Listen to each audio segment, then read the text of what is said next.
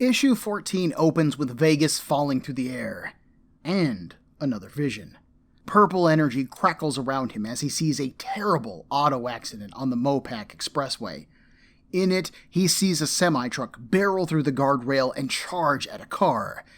And driving that car is his ex-girlfriend, Meg. Before the truck hits, Vegas snaps awake, shouting Meg's name. He's beaten and worn, but shockingly still alive. A piece of concrete debris rests on other items, having formed a protective shelter around Vegas. He stands up, legs shaking, and starts to leave the ruins. He needs to find the renegades and get revenge for the death of his sister. Or, at the very least, he needs to take down as many of them as he can. Before Vegas can leave, though, a voice stops him. It's Tombstone. He's pinned beneath a slab all his own, half covered in burns and blood. He looks a right mess, but he still holds on to his shotgun and his handgun. Vegas is surprised to see him alive, but Tombstone doesn't seem bothered in the slightest by his situation. "If Vegas is looking for the Padre," Tombstone says, "he ran off after I kept taking pot shots at him. If he thinks that he's gotten away, though, he's got another thing coming." Vegas squats nearby. Tombstone is clearly delusional from blood loss and his wounds. There's nothing he can do about it. He gets up to leave, but Tombstone orders him to stop. He still needs to come in for questioning, and then his body starts shaking violently. "No," Tombstone shudders. "Not yet. Not yet." Pain racks his face, and then his entire body relaxes. And Sergeant Harlan Stone dies. My name is Ben, and this is Comic Book Breakdown, episode 19.10, Amazing Fantasy issue 14, featuring Vegas.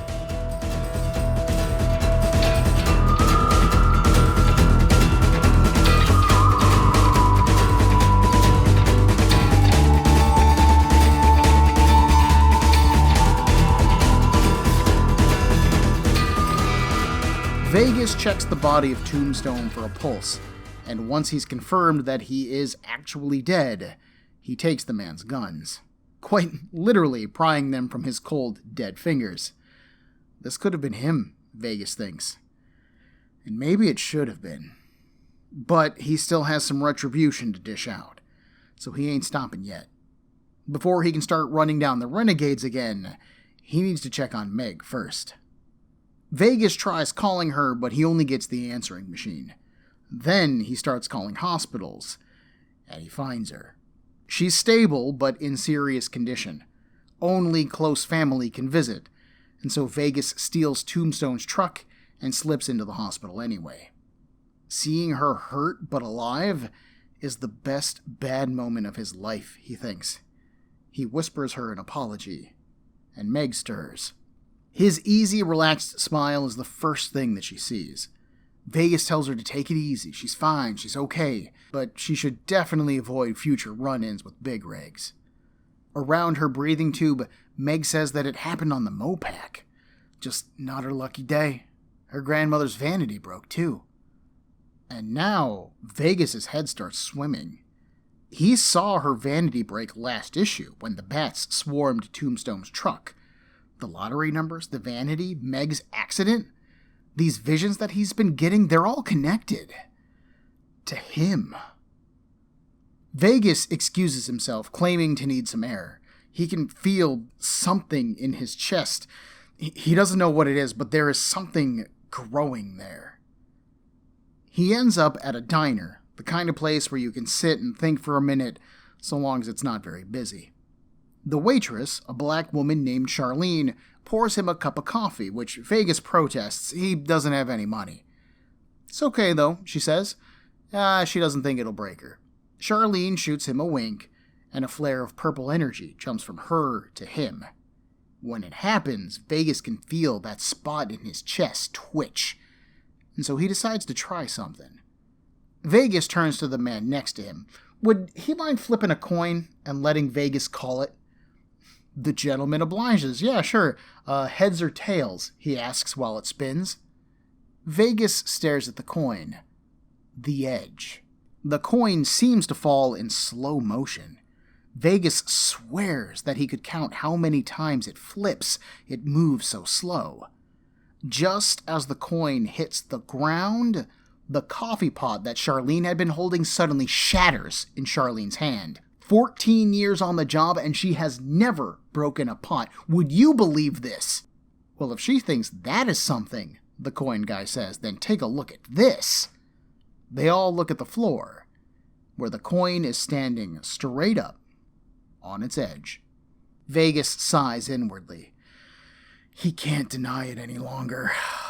He's got some kind of power, it's like he can steal a person's luck. Take all of their good luck and leave them with just the bad. Just like his sister, Jane, was talking about. We then go into another flashback, but let's hold off. First off, are any of you folks familiar with the movie Maximum Overdrive? It's from the 80s, it's based on a Stephen King story, and it features machines that are brought to life by a passing meteorite. Yeah, it's terrible. I remember watching it on a slow Saturday while channel surfing back when I was a teenager. But the reason that I watched it is because the cast is hunted through the film by a semi-truck that has a massive green goblin face on its front grille. Yeah, apparently you put any connection to Marvel Comics in a movie, and I'm going to spend my afternoon watching it. I guess that's just how I work. So anyways, that exact same truck is the very same truck that runs into Meg. Someone in this creative team is a Maximum Overdrive fan, and I don't know if it's Kessel or Giandomenico, but I love this. Secondly, we witness the death of Tombstone, but I really doubt that it's the death of Tombstone. We've had two separate instances in this book where someone has told us that they thought that Tombstone had died already, and he brushes it off like it was just no big deal. And let's face it, his name is Tombstone, a stone used to mark a grave. I would guess that his name either derives from him killing people, or his ability to die and come back from it. Clearly, we have no explanation for this at this point. I had been thinking that he just had a healing factor, a la Wolverine or Deadpool, and it just looked like he was dying. But he is not only shown dying on panel and complaining about it being too soon, but Vegas checks him for a pulse. It's confirmed he is dead. Tombstone himself is some kind of anomalito. No wonder he's so passionate about hunting the renegades down. They're giving anomalitos, whatever they are, a bad name. And thirdly, we have Vegas finally putting two and two together. The incident at the gas station, the bats, Meg's accident, and now this coin flip, it all adds up to superpowers! Having Vegas figure this out is great, as by this point it was kind of obvious to us that something was going on. I mean, Kessel has given us lots of evidence, and playing coy about this kind of thing for much longer would probably have driven me insane. Not like me personally in this script, but within the story. As an audience, we know that we are reading superhero comics. We expect there to be superpowers in those comics, so stop beating around the bush and let's do it already. And here we are doing it already. I dig that. I am not much of a fan of random luck powers, though. I've seen Longshot in the X-Men, Domino in X-Force, Black Cat in the Spider-Man books. I've read characters with luck-based powers before. It never works very well for me. Luck powers end up just becoming Deus Ex Machina powers, in my mind, where a character can just do anything that they need to in order to accomplish their goals because they're just so lucky. It's too easy, and good stories arise from some form of conflict. But if a character has luck powers, then they can just breeze through those problems, making any conflict that they face seem inconsequential. Obviously, that is not always the case. A skilled writer who is invested in a character can make them work, and I do think that Kessel does that here. He takes a character who already likes to play the odds, and then he gives him luck power, sure, but he also gives those powers a cost. Vegas's good luck is drained from others nearby, so the more luck he needs, the greater this person suffers. So Charlene here only gets a broken pot in order to keep a coin on its edge, while Meg nearly dies, saving Vegas from a collapsing, burning building. As of yet, Vegas can't control who he takes luck from or how much luck he takes, so anybody that he comes in contact with, he now has the potential to hurt. This incentivizes him to use those powers as little as he can, rather than let them solve all his problems. So this actually takes any conflict that he's going to face and makes it that much more dangerous, both to him and the people in his life. That is just some great drama, and I dig it. What a cool way to keep a luck-powered character interesting. And it also just feels appropriate for a character like Vegas, too, you know? This is a guy who doesn't want responsibility. We have seen him running from the cops pretty much this whole story. He isn't owning up to something in his past that they are chasing him for, and he's clearly bad in relationships, but he still needs to manipulate people in order to survive. But now he has this dangerous power that puts everyone around him in danger. He has to keep running now, and with every interaction that he has, he could hurt those people. This down-on-his-luck rambler just got a luck injection, but it's only made things worse. God, I love it. Back to the flashback. Vegas visits his sister, Jane, in her lab, where she is working with a Dr. Heisenberg on a probability generator. They have theorized that since matter and energy can't be destroyed, only transformed from one state to another, that the same must be true for occurrences of happenstance, or, in layman's terms, luck. Hopefully, this generator will finally prove it. Jane introduces her twin brother, Vegas, to the doctor kinda reluctantly. She started her time at his lab at the same time that Vegas started his jail sentence, an embarrassment that she doesn't like to dwell on. But there's more to it than that. The two begin to argue, as Jane has worked so hard for this job, while Vegas has just cruised through his life. She's finally done something for herself. She is free of his shadow and seethingly resents Vegas's lucky life. Wow, no wonder she's investigating luck. This sounds like a delicious tale of sibling rivalry, Rose Red says as she enters the room. Rose is dark-haired, and it is worn long and wild. Her forearms are wrapped, she has on a pair of low-riding jeans and 2 holsters with guns. A large rose and thorn tattoo covers her belly button. Her top is a mesh tank top, very low-cut, with portions covering just enough to be censored.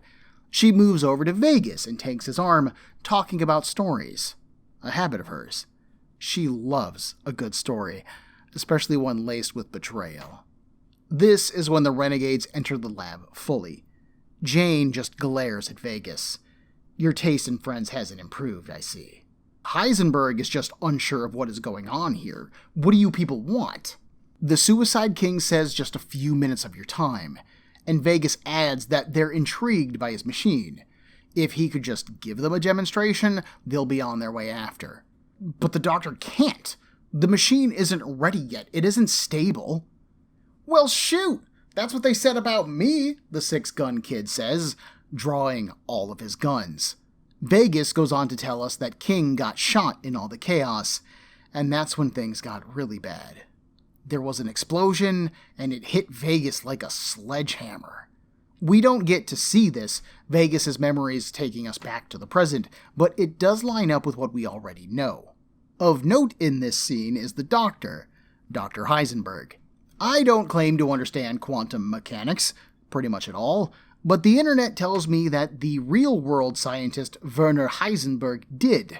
He practically wrote the book on it.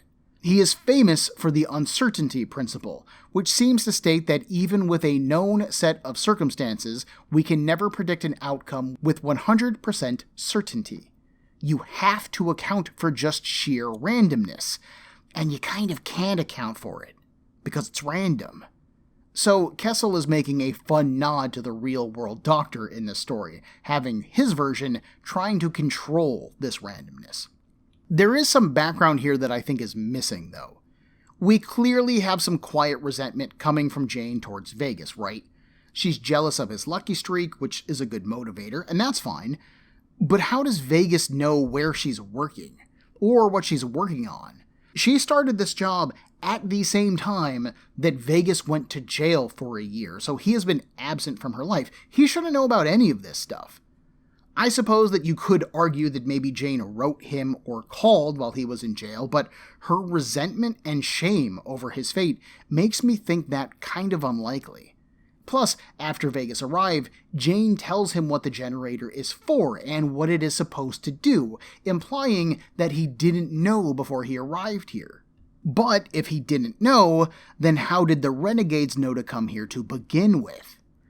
Kessel is missing a few story details to me. And I understand why, like, this story is packed to the brim. You gotta cut something, and we get the general idea here. This isn't a big issue with me, it's just a small thing that, honestly, I only noticed because of the detail I go into with these breakdowns. Reading the issue, it reads fine, and you don't even think about it. So anyways, back in the diner, Vegas comes out of his thoughts to find a gun barrel pressed to the back of his head. The Padre has caught up with him. He spoke to the king, told him about Vegas's mission, and the king isn't happy. He has no further use for Vegas, so... The Padre pulls back on the hammer. For 2 panels, Vegas can see what's going to happen next. His powers could jam the gun explodes, and he's spared, but Charlene is hit by the shrapnel and killed. He can't let what happened to Meg happen again. Vegas drops to his knees, telling the Padre that he should be burned. He deserves to burn. Appealing to the old man's addiction, his eyes go wide. Amen to that, brother. The Padre smashes the gun handle onto Vegas's head and knocks him out. When he comes to, Vegas is in the backseat of the Padre's used cop car, handcuffed to the door. The Padre apologizes for the restraints, but he's found that even those who request his cleansing flame balk at the sight of them sometimes. This way he won't back out. God has given him a fine day to die.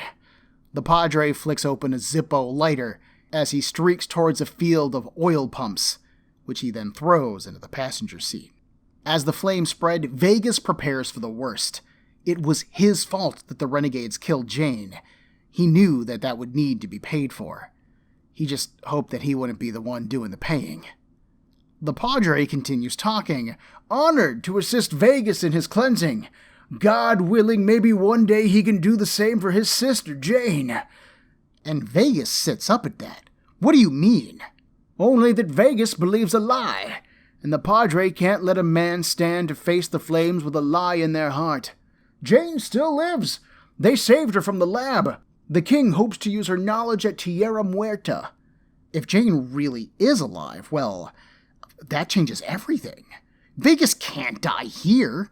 He starts to struggle against the cuffs, but he can't hurt them or the handle that they're attached to. Doesn't he have some kind of stupid power? Why isn't it working now? He reaches under the backseat cushion of the car. In his head, in reality, we see Charlene going for her car keys. She hits the unlock button, and suddenly her car bursts into flames. She cries out in surprise, but don't worry, she's okay, just her car's definitely on fire. Meanwhile, Vegas shouts, pulling a set of handcuff keys out from under the cushion. He mentally apologizes to Charlene, thanks her, and then escapes, rolling from the car. The Padre sighs. Vegas, you disappoint me, son. He will die unredeemed then, with all of his sins staining his soul. The pair then get into a game of chicken. The Padre wants to run Vegas down. Vegas can't let that happen. He knows that the Padre doesn't burn. The old man actually thinks that is how he knows God approves of his arsonist acts. But Vegas still needs to escape all the same. He lines up the Padre with an oil derrick, spreads his arms, and then waits for the old man. This game, right here, it's something that the Renegades did all the time. The kind of game that they made Vegas play. He just needs to time it right. Vegas leaps onto the hood of the car as it approaches, rolls over the top of it, and then lands in a heap on the ground. But with his eyes focused on Vegas, the Padre never paid attention to the oil derrick behind him. He smashes right into it, and the car explodes. Vegas can hear the old man's screams from inside the car, trapped. He can't be burned, but that doesn't mean that he can't be broken. With a burn like this going on, though, Vegas figures someone will investigate sooner rather than later. Let them deal with the Padre. He has family matters to handle. Vegas returns to Austin next. He makes himself as presentable as he can and visits Meg again. When she wakes up, he tells her that he's come to see her one last time. Meg is clearly hurt to hear that he's leaving again. What if she didn't wake up? And no goodbye kiss? She thought that he thought better of her than that. That's not... Vegas says that Jane is still alive. He needs to find her. And besides, the more that he stays in one place, the more people are going to get hurt. Meg crosses her arms and looks away from him, hiding a tear. That's how it always was with him. Broken hearts and empty promises. He just never noticed before. Vegas wants to... He wants to look into her eyes one more time. He wants to hold her hand, tell her that it's going to be okay, just something. But he can't. He doesn't say it, but if he touches her, he might connect to her luck. And right now, she needs it more than he does. So he leaves without doing anything. And it hurts. On his way down the hallway, Vegas runs into a familiar face. Sergeant Harlan Stone. Tombstone. And Vegas is really thrown off by this. He saw him die. But Tombstone is whole and hearty, sporting a new cowboy hat and a cup of coffee. He told Vegas that he would handle the Padre, but it looks like he got to him first. Although Tombstone would have left him a little more alive. Something to keep in mind for the future if Vegas is going to keep hunting the renegades. He has to, Vegas says. They have his sister. So is he under arrest or what?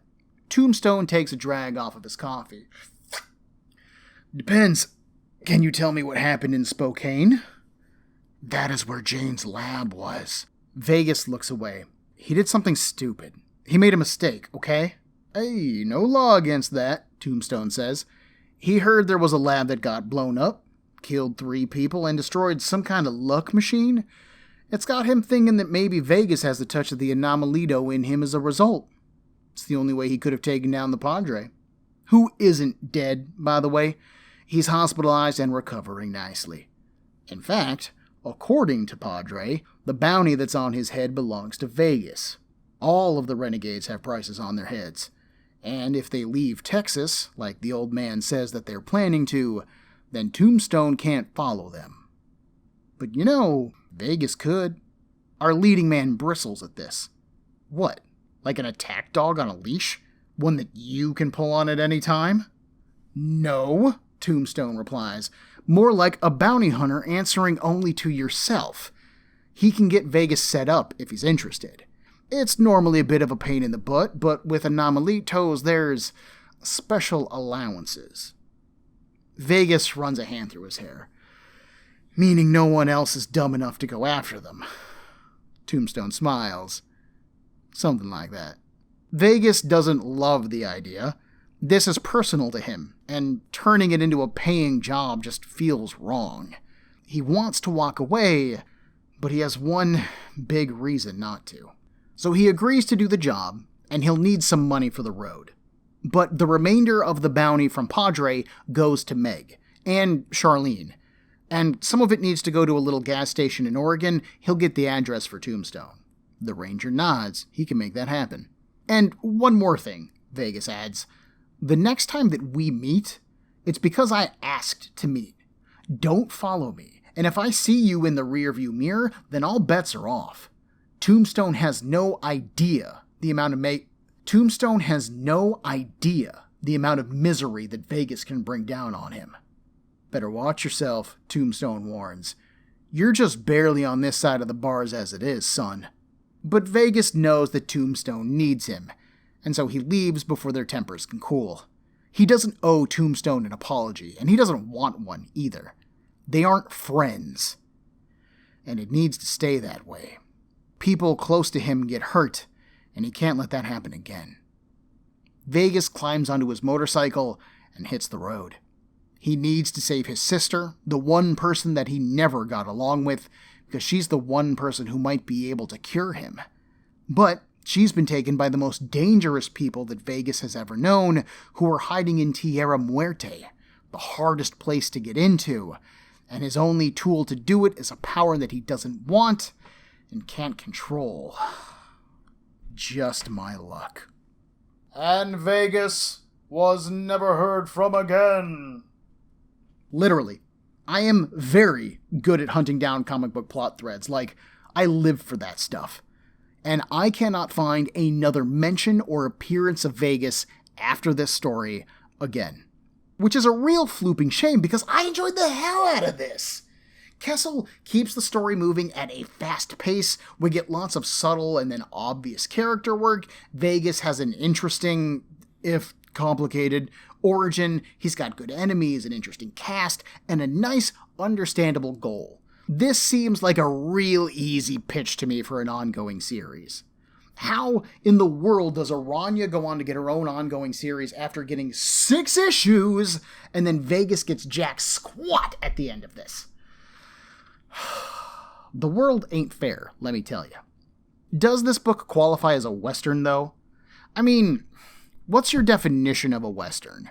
Does it need to take place in the 1800s to be a Western? Because, when you boil this story down, Vegas is a lone gunman trying to rescue his sister from his old posse of outlaws.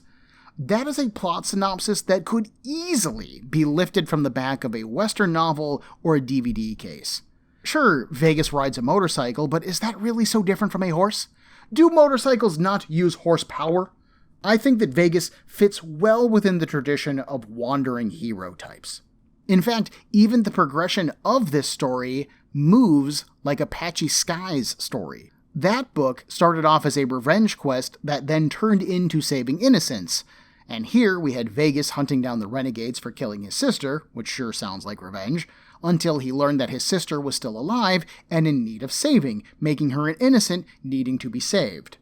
Same basic plot elements, but with less of a cast and 120 years in the future. Kessel even remakes the West of the Marvel Universe into a new frontier, filled with people with strange powers who are just trying to get by. Creating Anomalitos and Anomalocos makes the civilized world that we know suddenly a little bit more wild. These people could be anywhere, they could be anyone, and they could be friend or foe to someone like Vegas. That is super clever, especially since established readers are already quite familiar with and comfortable in places like Marvel's version of New York or LA. But the Midwest and West are largely unexplored territory, and Kessel just added a whole new layer of existence to it. That is cool concept building to me. I don't want to focus on this idea for too long, but I have to say it. Kessel's jam-packed writing is such a welcome change of pace from the slower stories that Amazing Fantasy told in its first year. Both Aranya and the Scorpion got 6 issues to introduce their characters and carve out a little piece of the Marvel Universe for themselves. They really took their time doing it, hoping to invest the reader in those new characters using decompressed storytelling techniques.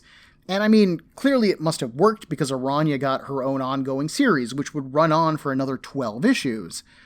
But, personally, I would argue that her story took a very long time to say very little, and Scorpion said even less. So having Vegas throttle the gas and never really let up on it in this story was great. It's such a welcome change of pace, let me tell you. I know we're not covering all of Amazing Fantasy, but I just had to mention it. A small detail in this story that I love is the Padre having a discharged police car as his ride. At first, I thought that this was an odd choice. Does the Padre, have something against the police? Is he a former police officer? In the words of the Fairly Odd Parents, that is oddly specific. But Kessel did that in order to plant the seed for Vegas's escape at the oil field. the handcuffs that he is in probably came with the car, and so we can believe that the key to those cuffs fell into the seat cushion. Is that maybe a little hard to believe? Yeah, sure, maybe those are some long odds. But those are the kind of odds that Vegas can bend to his favor, and so I'm willing to suspend my disbelief a little bit and go, oh yeah, it must have fallen into the seat cushion, however unlikely that is. I also want to applaud Vegas's actions here at the end. Him having to leave Meg and break her heart while doing it is such a superhero staple. This is something that superhero comics do all the time, as you can't have your hero in a committed relationship for very long because the drama of it all fades and they get quote-unquote boring. I don't personally buy into that, but I have seen Spider-Man do it, I've seen Batman do it, I've seen Superman do it, Danny Ketch's Ghost Rider, Darkhawk. Hell, we saw the Rawhide Kid dump Rosa at the end of Apache Skies. Like, this is a storytelling trope. It's a thing. If you're a girlfriend and you don't have superpowers, you are eventually going to be dumped in order to be protected. It is a heartbreaking moment. Kessel did a really good job of demonstrating just how close Meg and Vegas were in such little time that I actually got choked up at that scene. But for a character who doesn't want to be responsible and doesn't want to be a hero, Vegas is doing it pretty well there. This is also shown when he gives up the bounty money on the Padre to Meg, Charlene, and Annie at the gas station. He hurt these people, and he knows it, even if they don't, and so he wants to make things right. I largely appreciate this because not a lot of superheroes remember these small, normal victims in their lives. When was the last time that you saw Superman replace a car that he threw at Doomsday? I've never seen it. But Vegas knows that Charlene works at a diner for tips. She needs that car. So, he's going to help her out as best he can. And I bet that if Vegas' story continued, you would see the bounties that he racks up being used to set things right for the people that he has accidentally wronged along the way. Vegas might not dress like a hero, or think like a hero, but he does act like one, at least a little bit. I also like the setup between him and Tombstone at the end. We still have a very solid mystery in exactly what Tombstone's powers are and how he got them. I would love to see that concept explored. We also have a really fun dynamic between the pair of them. They need each other in order to get this job done now, but they just cannot stand each other either. That is some great buddy cop energy. It's just a perfect setup. Again, I'm really frustrated that this didn't go on to become an ongoing series, or at the very least, do it as a limited series, or maybe a series of limited series, like do one series per member of the Renegade if you want to. I don't know. I just want more. Oh, and before we reach the end of this episode, I do want to add that in the editorial note at the end of this particular issue, the editor of the issue does mention that the six-gun kid telekinetically fires his guns, so he has some kind of psychic power there. It's not made very clear by the artwork or the actual story there that I'm reading, so I'm very glad to have something, but I do wish the story had done a better job communicating what was happening in those scenes. Still, this is an A+ from me. I really enjoyed this. I want more of this. I'm frustrated that I'm never going to get more of this, but sometimes that's how it works. This really shoots up my Western chart in terms of my reading here. Next time, Marvel celebrates its Western history with an actual summer event. The Mighty Marvel Western Event, y'all! 4 one-shots featuring some of Marvel's most famous gunfighters, in stories both old and new. Join me in a week for Comic Book Breakdown episode 19.11, featuring Kid Colt and the Arizona Girl. Everyone, there are a million podcasts vying for your time and attention, and I'd like to thank you for listening to mine. If you would like to get in touch with me, to share a concern, request a series, compliment me, berate me, whatever you like, send me an email at cbbreakdown@gmail.com. Otherwise, thanks for listening.